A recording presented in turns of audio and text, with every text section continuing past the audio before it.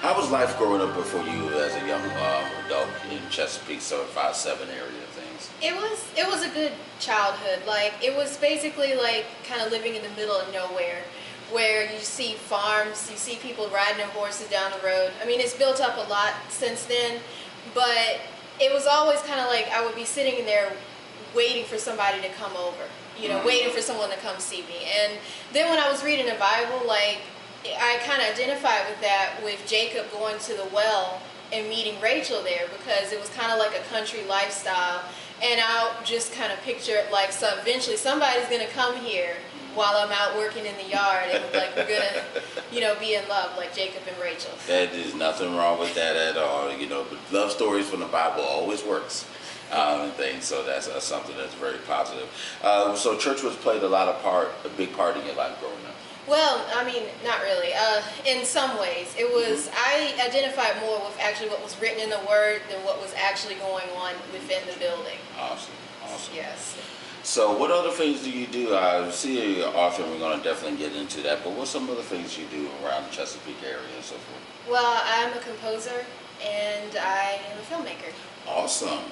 What made you get into that? Was it between something inspired that you always did as a young adult kid growing up, or was this a college?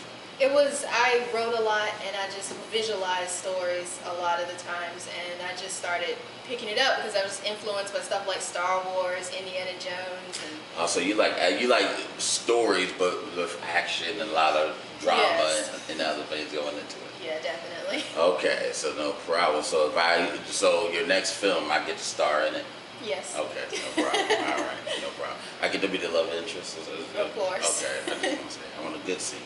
All right, but so when you're writing all these different things come out and so forth, and you wrote the composing of not just the movies, but music as well? Yes. What's your favorite type of music, and what led you into that as well?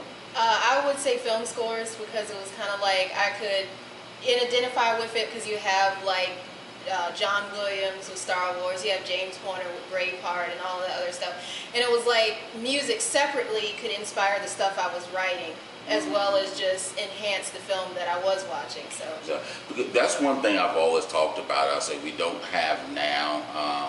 You see from this, early days of film, the 70s, 80s, and I think we lost it right in the late 90s, early 2000s. Music fit the film. Yes. And I want to say the 70s, 80s, and 90s. More so the 80s and 90s. You saw a lot of music go with the film. Like, you don't envision Rocky without the song. Right. You don't envision a whole bunch of different movies, and you look at a lot of the black exploitation movies in the 70s, and a lot of the movies, African American films in the 90s. All these had big scores. Yes. Boomerang, I remember Coming to America. You saw a lot of artists come out from there. What happened? I think, well, there's a lot of speculation on this, but I think what happened was people just started identifying with beats as the only aspect of music, and there's 6 elements of music that are encompass an entire song, and you can't just ignore the other 5. So I believe there was a concerted effort. And then also, you can't really write a good story or score a good story unless there's actually a character behind it, because you can't just write a character-driven score when you don't have real characters. And I think some of the movies we have out today are very superficial. They have just one-dimensional characters, and it doesn't really go anywhere. So what can be inspired of that?